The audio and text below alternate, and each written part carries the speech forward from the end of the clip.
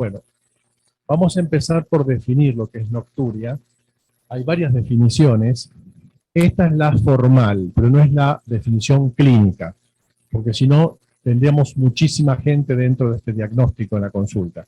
Entonces lo que se estipuló es que si bien el problema se considera que existe ya con una vez que uno interrumpe el sueño para ir a orinar en la noche, tiene relevancia clínica cuando son más de 2 o más veces. O sea, se subió la frecuencia para reducir la prevalencia del diagnóstico y que se haga diagnóstico realmente cuando ya se torna molesto y complicado. ¿De acuerdo? Pero formalmente la definición es más de una vez. En la clínica usamos más de 2 veces. De los síntomas urinarios bajos, es el más prevalente. Fíjense, está alrededor del 50% de las consultas por este rubro, digamos, tanto en hombres como en mujeres. Si es más en hombres o en mujeres, realmente varía mucho según los reportes. Pero bueno, la mayor parte dice que se ve más en mujeres, pero hay reportes que dicen lo contrario. Es más frecuente, sí, en los ancianos respecto de los jóvenes. Fíjense, 60% de prevalencia contra 20% de prevalencia. Es muy subdiagnosticado y por ende muy subtratado. ¿Por qué es subdiagnosticado? Por cuestiones del paciente y por cuestiones del médico. Del lado del paciente, porque muchas veces el paciente lo vive como normal y no lo cuenta. Y del lado del médico, porque no lo pregunta, y entonces como no lo pregunta, el paciente no lo registra como problema y no queda fuera, digamos, del radar de diagnóstico. Y como no se diagnostica, no se trata. Son factores de riesgo el sedentarismo, la obesidad, la menopausia, la apnea del sueño, después vamos a ver por qué, y las patologías propias de la vejiga. O sea, son las comorbilidades que se asocian mucho con nocturia. ¿Por qué la importancia de este tema? No solo por la molestia que ocasiona. La persona con nocturia se enferma más y se muere más. Ese es el corazón del tema, del problema. Hay más mortalidad en los pacientes con nocturia que en los pacientes que no la padecen. Y por eso la importancia de encontrarla y de tratarla. ¿Y a qué se debe esto? Bueno, se considera que el mecanismo más importante, por un lado, es que como hay un mal sueño, después hay poca atención en el día, sobre todo en la gente mayor, eso es una propensión a los accidentes, las caídas y las fracturas, en la gente que conduce a accidentes, ¿de acuerdo? Y no solamente este tema, que es un tema, si se quiere, de tipo neurológico, sino también el hecho de que aumenta el riesgo cardiovascular. Los pacientes que tienen esta afección hacen resistencia a la insulina, se hipertensan más, hacen más daño vascular por este mecanismo, y aparte tienen una menor inmunidad que la gente que no tiene nocturia. O sea, son inmunosuprimidos e se infectan con más facilidad. Entonces, la combinación de mayor enfermedad cardiovascular, tendencia a las infecciones y a los accidentes, es lo que hace que aumente la mortalidad. ¿Cuánto aumenta? Un 30% más que los pacientes no noctúricos. Bien, entonces, ¿cómo hacemos diagnóstico y diagnóstico diferencial de tipo de nocturia cuando se nos presenta al paciente? Bien, una vez que el paciente refiere, o nosotros al preguntarle sabemos que se levanta más de 2 veces en la noche a orinar y eso le corta el sueño, ya sabemos que hay nocturia, primer diagnóstico. Segundo, la pregunta es si esa nocturia es poliúrica o no poliúrica. La no poliúrica es la que va a ser de resorte urológico, y la poliúrica es de manejo, diría yo, clínico, geriátrico, nefrológico, ¿de acuerdo? O sea, no quirúrgico, sino más bien clínico. Ante una poliuria, yo tengo que discernir si es global o nocturna. ¿Qué quiere decir eso? Poliúrico global, yo lo diagnostico porque le hago recolectar la orina de todo el día y recolecta 3 litros o más. Ese es un poliúrico global. Pero se puede tener poliuria solo en la noche. Es decir, esa persona junta la orina en el día y no llega a 3 litros. O sea, no es un global. Pero en la noche orinó mucho. Ese es un poliúrico nocturno, que es el que orina entre las 8 horas del sueño 90 o más mililitros por hora. Eso les va a dar la cuenta casi más de medio litro.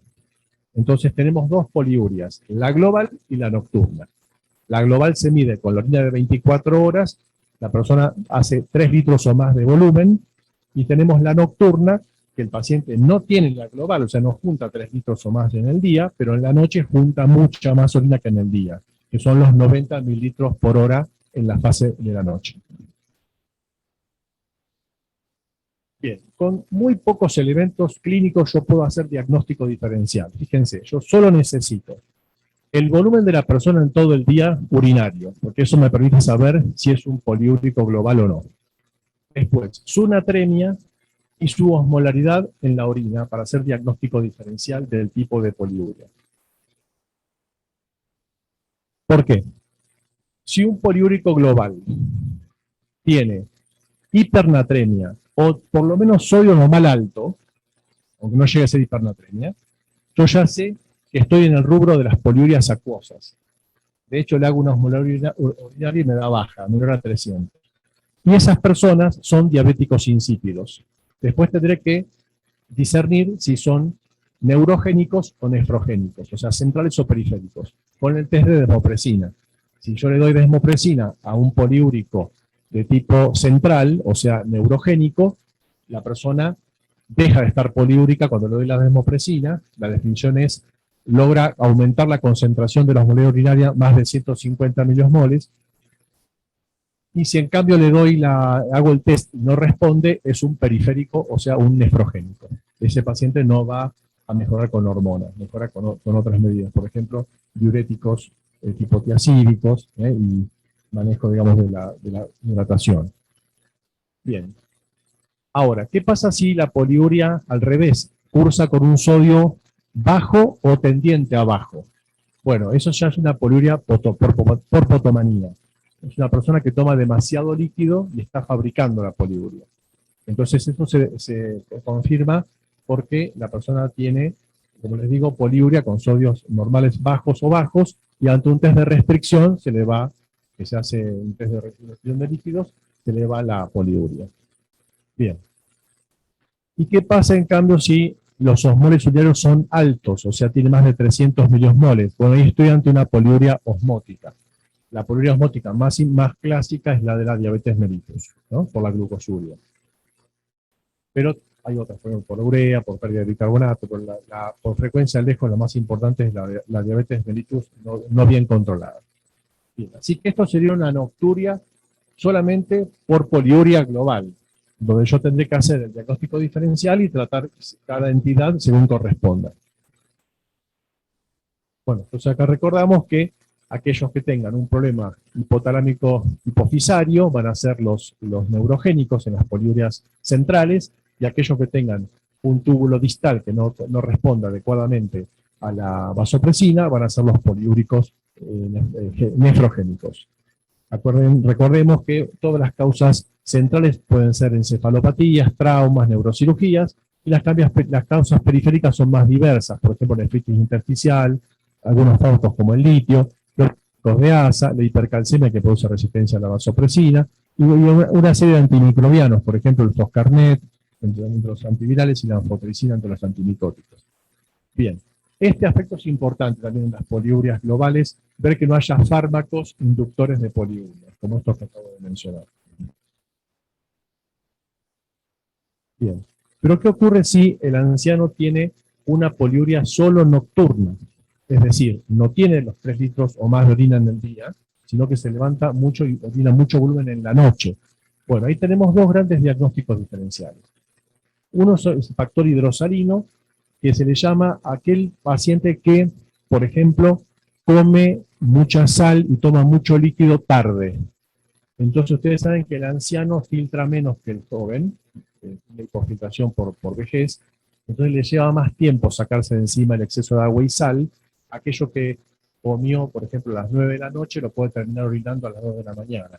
Entonces, lo que se hace en esos casos, si se detecta ese mecanismo, se le pide por favor que cene temprano y que no tome tanto líquido en la cena como toman en el almuerzo.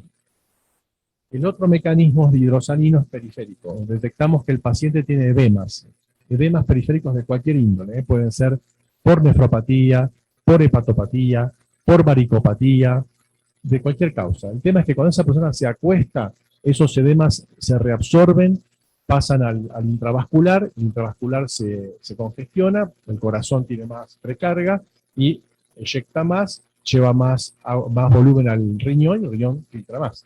Entonces esas personas característicamente con edemas periféricos hacen la reabsorción de edemas en la noche y orinan más de noche.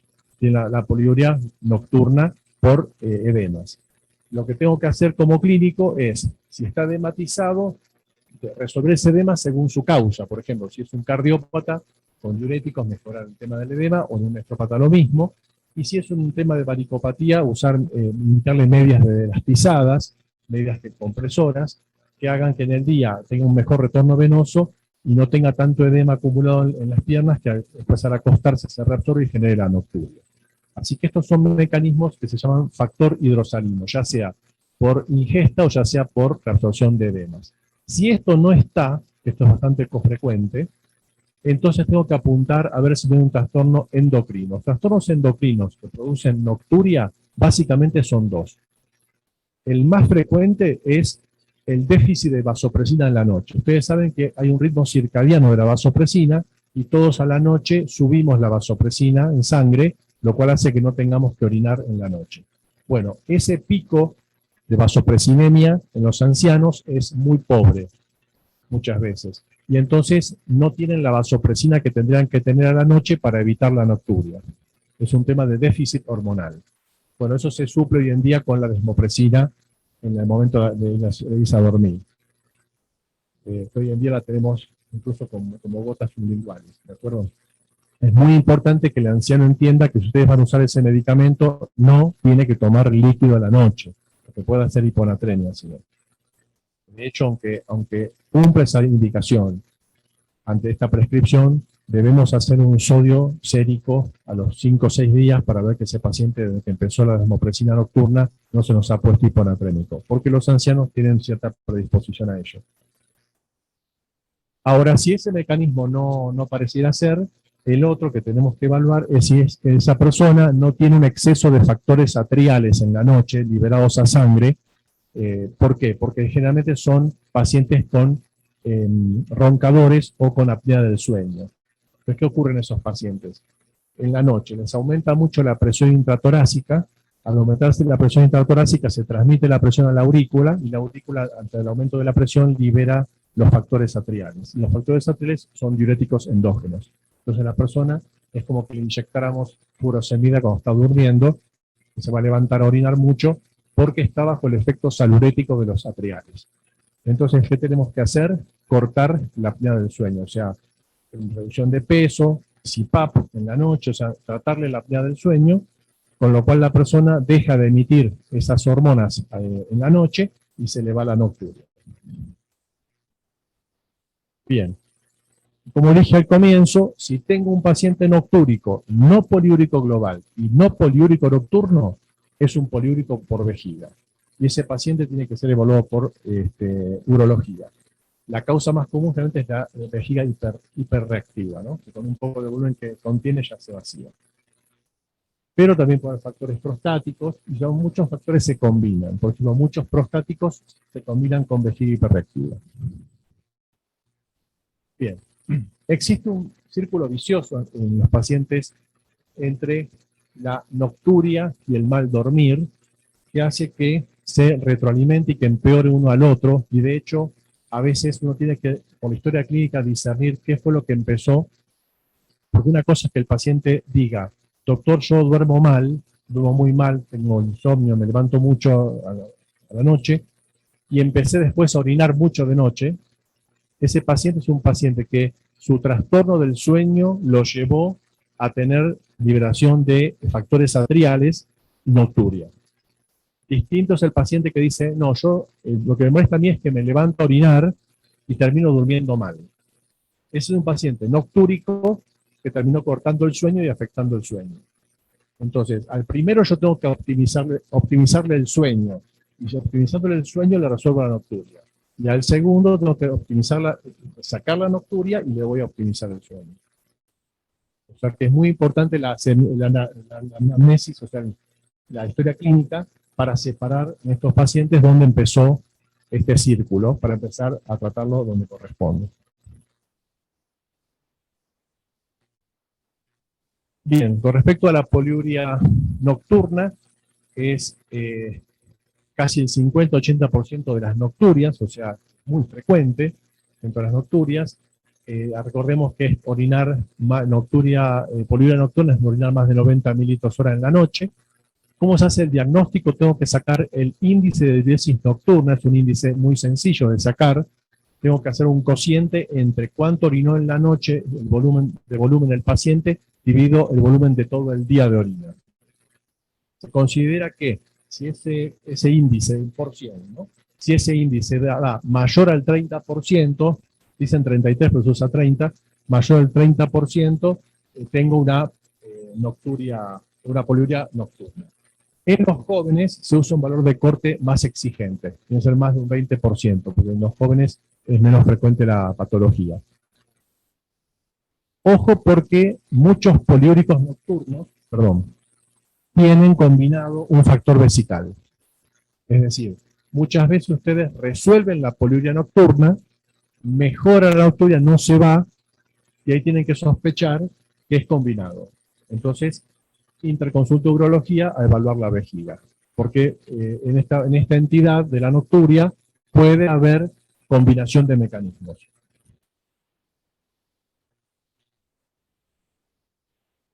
Este es un modelo de carta que se le hace llenar al paciente.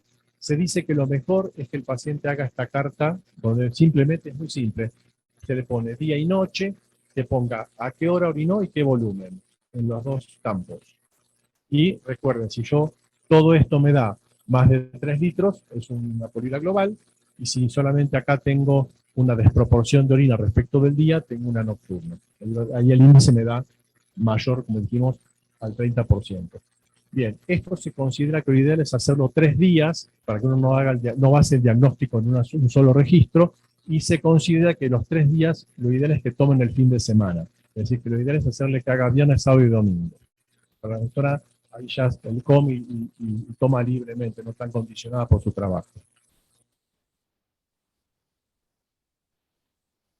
Bien, entonces en la evaluación de la nocturia dijimos que es muy importante que el paciente registre cuántas veces orina, en qué horario y qué volumen emite, y si lo puede hacer durante 3 días el registro sería lo ideal. Dijimos también que es de utilidad que también registre cuánto ingiere. Esto ayuda sobre todo en las poliurias por potomanía. Uno se da cuenta que la poliuria es por todo lo que ingiere, ¿no es cierto? Eh, Después es muy importante que el paciente diga a qué hora se acuesta y a qué hora se levanta para que veamos si duerme las horas que debiera dormir o duerme mucho menos. Hacer un buen censo de medicación, sobre todo pesquisando que no haya litio, que no haya algún diurético de asa o algún antimicrobiano de los que genera diabetes insípida nefrogénica. Y después, como dijimos, ver que no haya una cardiopatía, una hepatopatía o una nefropatía que me hagan retención hidrosalina, y si la hay, resolverla. Ver que no haya varicopatía y que no sea una persona con apnea del sueño, porque todos estos mecanismos vimos que inciden en la nocturia. Y como dijimos, la natremia del paciente y la osmolaridad urinaria es muy útil para discernir cuando tengo un poliúrico global, si se trata de diabetes insípida, de hipotomanía o de poliuria osmótica. Cada una se va a tratar con un tema distinto. Bien, en definitiva, el mensaje que yo les quiero dejar, recordemos que nocturia, trastorno de alta prevalencia, sobre todo en el adulto mayor, es importante ir a pesquisarlo si no surge en la referido de forma espontánea por el paciente. ¿Por qué queremos saber si está presente o no? Porque sabemos que aumenta la morbilidad y la mortalidad un 30% respecto de las personas que no lo padecen. Así que encontrarlo y tratarlo es de impacto en salud. Y bien, también recordemos que es muy importante ante la referencia de la nocturia por parte del paciente que tratemos si se trata de una poliuria global o solo nocturna o simplemente nocturia sola, que ya, como dijimos, es más de materia de manejo urológico por el tema vesical. Bueno, muchas gracias.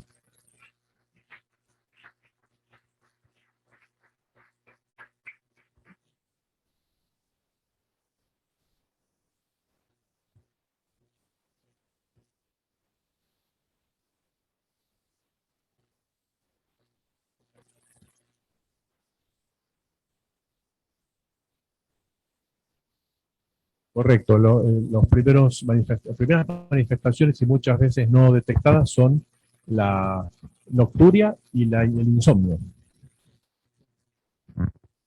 ¿Alguna pregunta, auditorio?